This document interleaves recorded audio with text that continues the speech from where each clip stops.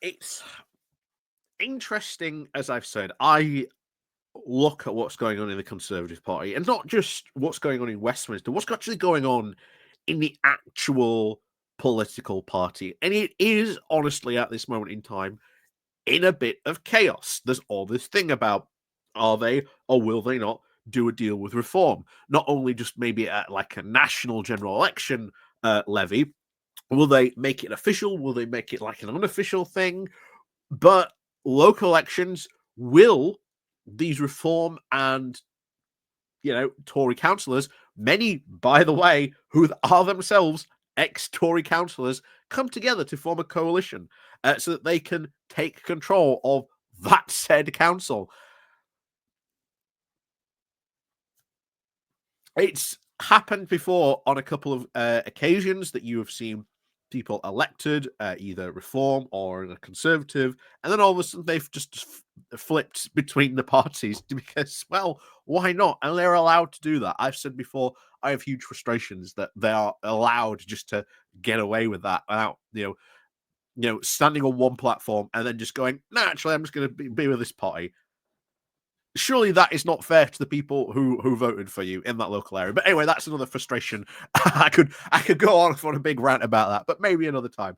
But particularly in the Conservative Party, there are a group of young Conservatives, and it depends on their age range. So there's this sort of edgy younger Conservative who are like really pro Farage, quite reformy, and will probably vote for reform, even though they are apparently, quote, young Conservatives. But then you get sort of the older end, sort of like the more later 20s, like earlier 30s, who, like, again, young Conservatives, who really do want to see the party change.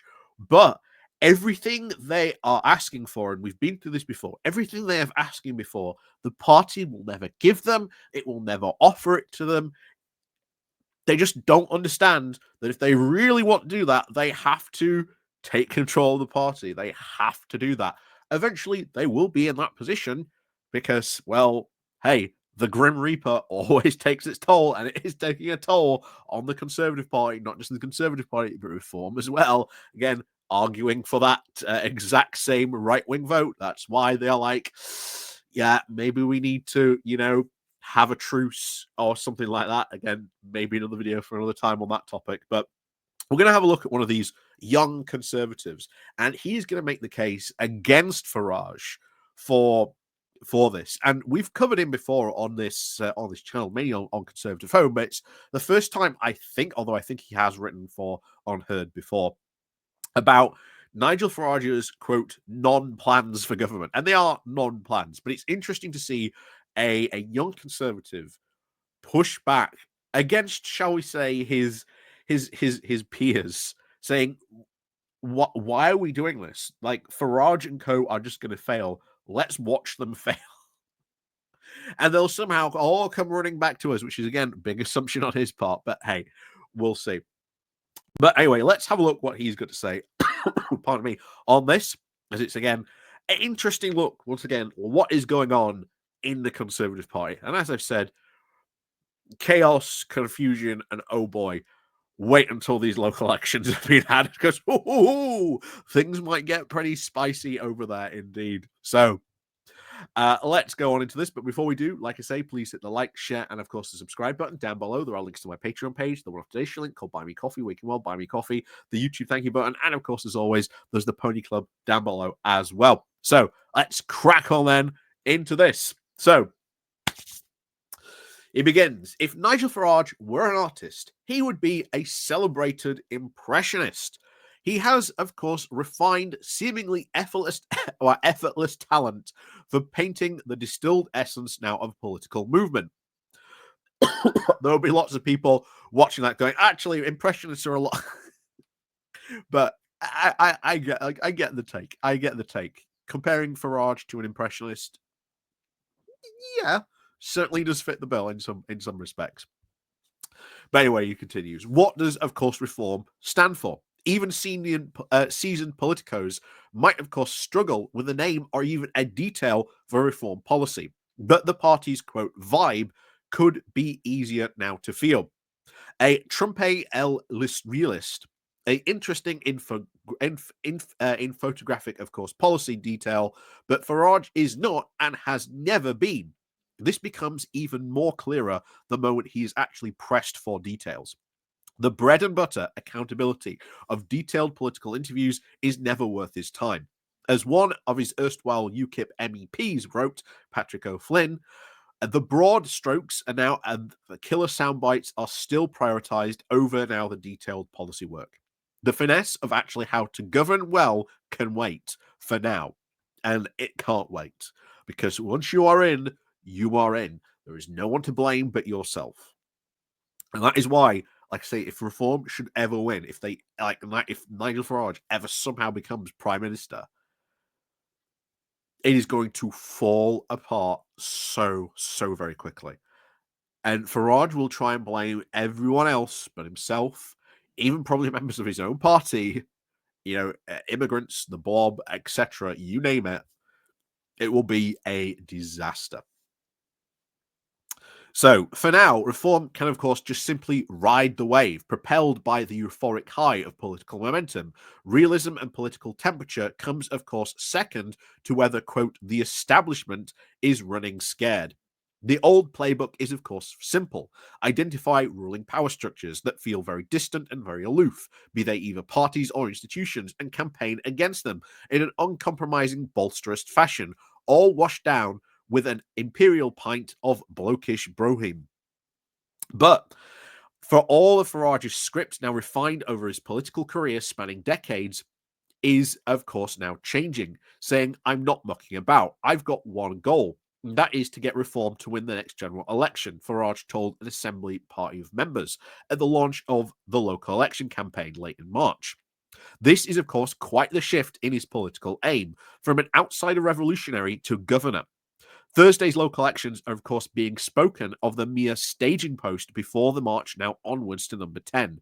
If Farage were actually to state his ambition seriously, and we need to, with now the recent, quote, gold standard NPR polling putting reform well ahead of Labour and the Tories in the seats, then we look to ask what actually the detail-light party might actually look like to implement that in power. And policy is a lot harder than it looks. And it is. There is a lot to be said about being an outsider, but once you are in control, it's all on you. It is all on you. And reform, Nigel Farage has never ever done the detailed work of the policy that it needs. It's all just flashy sound bites that sound good, but when it comes to the actual detailed political work, which you need to have when you are in government, because you can't just come into government and just say, I want this doing, because the civil servant will then turn around and go, but what about this, and this? you know? Hence why Liz Truss blamed the Blob, because the civil servants came out, okay, but there's all these other things you need to consider as well that, your policy should take into effect. She didn't care. So, one of the most effective tools in his arsenal has been his tight, very clear messaging. But as recent history tells us, marrying rhetoric with reality is a very challenging business. It wasn't so long ago that, quote, stop the boats was launched as a very short, simple, seductive slogan. Stopping the boats, of course, in practice, well, just ask Rishi Sunak for how challenging 3 short words can be put into effect. And the thing is, it all takes serious policy. You cannot just boil down a policy to a quick, choppy slogan. Take back control. Like I say, they're going to fail spectacularly hard in this. So, recognizing, of course, the challenge of governing actually requires policy. Senior reform operatives are now working to actually set up politically aligned think tanks now to support the policy development, modeled on the US think tanks that serve now as ideological outriders to the Trump presidency. The FT has reported, even now, cited internal documents that declared the planning organization would, quote, support reform with policy development, briefings, and rebuttal to then seek to change opinion around key issues and provide technocratic competence. So basically, they're just going to outsource their policy to a think tank. That's not how you run government. That's not how you should be running government at all. Anyway, the very art of course, defining a policy platform will reveal the tensions now simmering beneath the surface. The prevalence now of foreign money in British think tanks is quite limited, especially when compared with its American equivalent outfits, and the vast endowments, payrolls, and genuine global influence.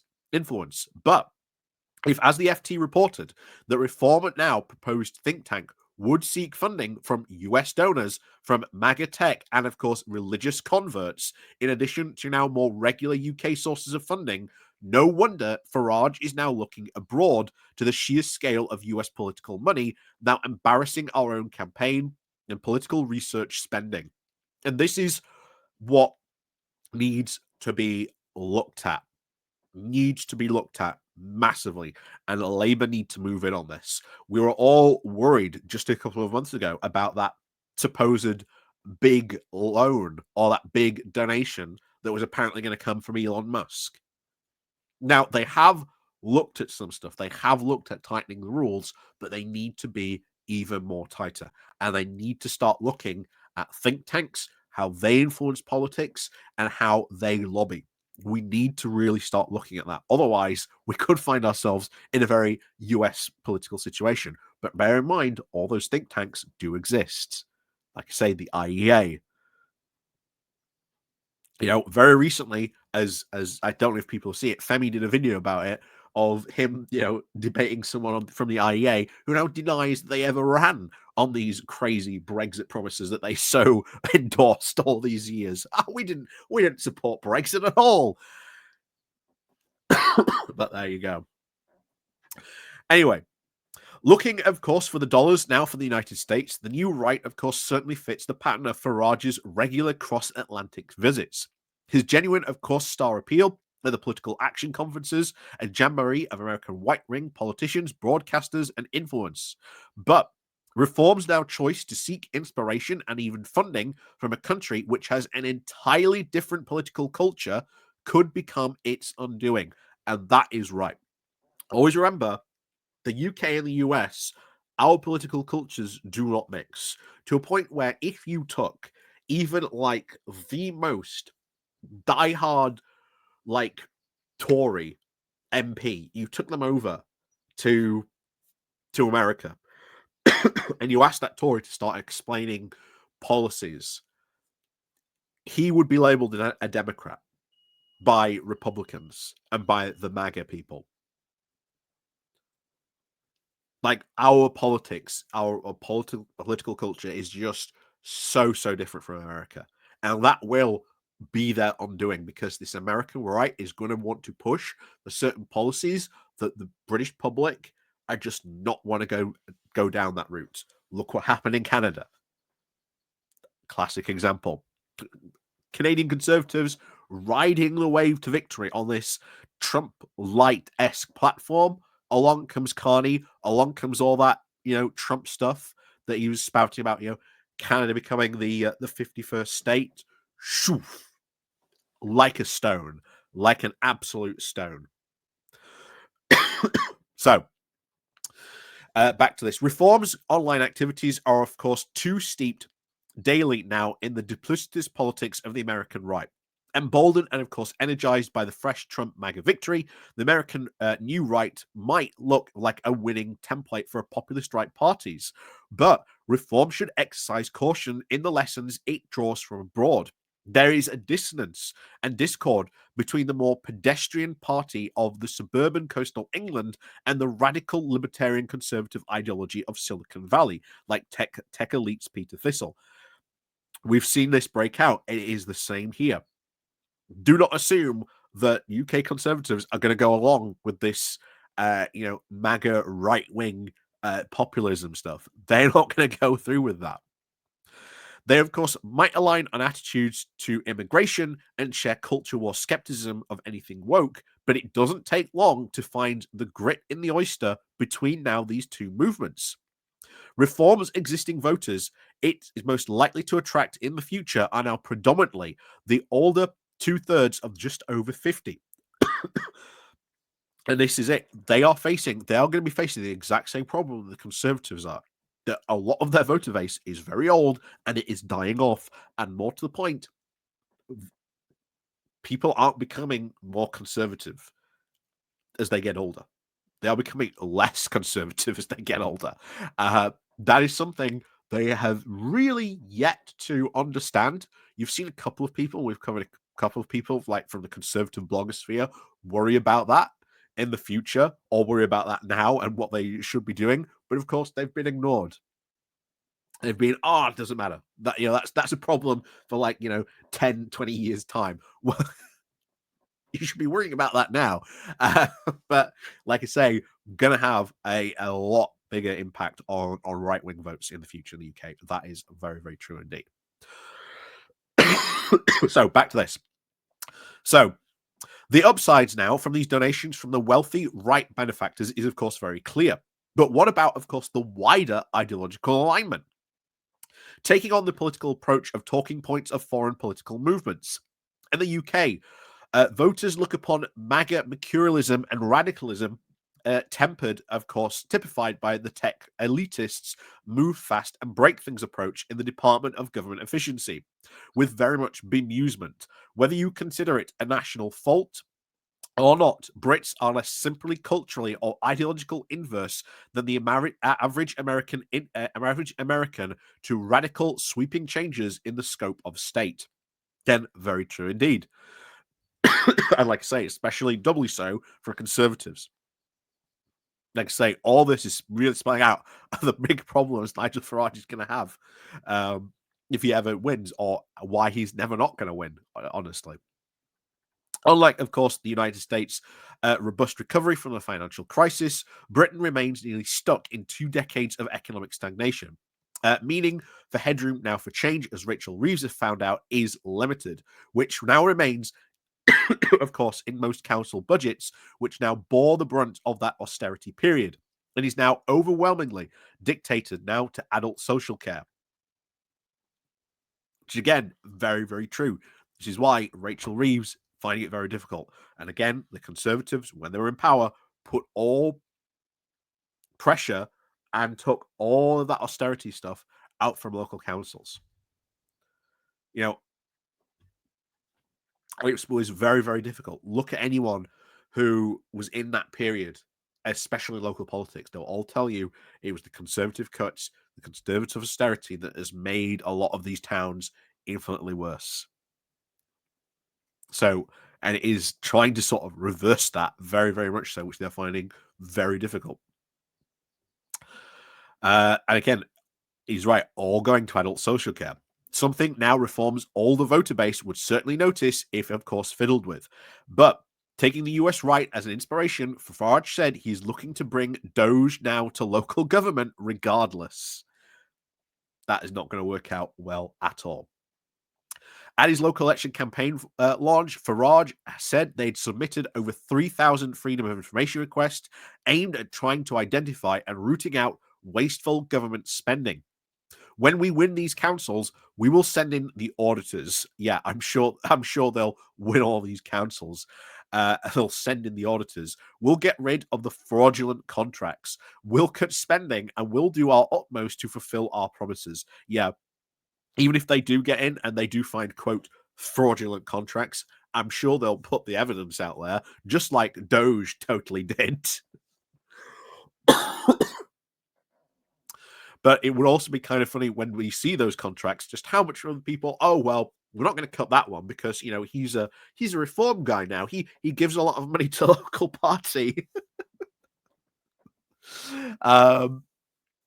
Anyway, he also added now a glimpse, of course, behind the scenes and his personal Thatcherite past.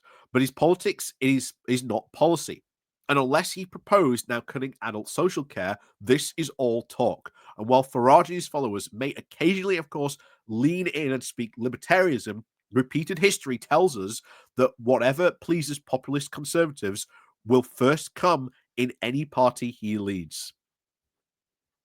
The nod to, of course, his tendency is now later denied by an insider who was talking to Politics Home when he was floating now of the anti-house building campaign in large documents for a proposed think tank. The caveat emperor for any young reform activists with aspirations to become a homeowner of their own. Farage, of course, like many of his populist right contemporaries, may be of course, very good at courting the young audience on TikTok. But just as with the Conservative Party, now to the late to middle age, homeowning voter base will dictate the direction of the reform policy, not, of course, the well-intentioned frustrations now of young activists. Like say, you need to build in, you need to go into house building. We can't get out of that. You also really need to take on the landlords as well, which is why you've seen, as we've said, now they've passed no fault evictions stuff. We've seen all the campaign groups, right? Our next target, rent control. They're all saying it, rent control, rent control, rent control. So that is now the big battle, the next big push we're going to see in this. So countering, of course, house building might make sense if you view housing as a subset of immigration policy, with each newcomer making the housing shortage even more acute. Even if cost-cutting net migration to the zero tomorrow would still leave one of the most acute housing shortages in the world entirely unresolved. And again, he's right. We've said this numerous times. Even if you got net migration down to zero, doesn't solve the housing crisis. Doesn't solve it. But that's their solution to everything. Oh, might get rid of the migrants. It solved this problem. No, it won't. But the suggestion, of course, is not immediately being thrown out if it demonstrates a real cultural difference between reform and the ideology behind any money sourced from the libertarian or even radical US right. The siren call of American money will be, of course, a very welcome moment without established labor union or business funding routes, but reform will have to watch itself and try to avoiding pushing radical American libertarianism on its more staid, less provocative voters. Labor, of course, will be watching like a hawk for any attackable comments in this space. Having found out that arguing now capable of taking out the wind of reform sails is not only foreign policy at risk of cozying up to the new US right, as Trump team's open disgust for Europe and its political values is becoming very much clearer by the day. Trump's economic policy in the wake of the tariff announcements are, of course, a storm cloud on the horizon, too. The 10% tariff from the USA are, of course, very bad news, but better than the 20% for EU members, Farage said, looking to try and downplay his visceral Thatcherite disapproval of the huge sweeping changes to global trade policy of his political ally. He is now increasingly resembles a contortionist, stealthily trying to adapt his message to a skeptical British audience while desperately trying to appear loyal to Trump. Wow, that gets it completely. That sums it up very, very well completely. That is Nigel Farage at the moment down to a T. If Trump does anything, it's how can I bend myself into this shape, because I've got to try and sell it to a very increasingly skeptical British audience of Trump, and of course of Brexit as well. So the undeniable, of course, strength and reform of Farage brands can appear to paper over all these contradictions all the way up in the polls. But you don't fill, of course, the policy space. Voters imagine what they like and then project it onto parties they culturally identify with. But as reform now personifies, media scrutiny intensifies, and the general election will eventually draw nearer, policy positions influenced by think tanks will start to crystallize, exposing now the ideological cracks in the party coalition. Farage will need to decide soon if he wants to continue to be the revolutionary leader and terrorizer of institutions, or start to work out an actual framework for steering them as leader. If he doesn't decide on doing the latter before long, the experience will find him out in Downing Street. Ideological tensions between the donors, membership, voters, oh dear me, and even leadership of the party, of course, nothing new.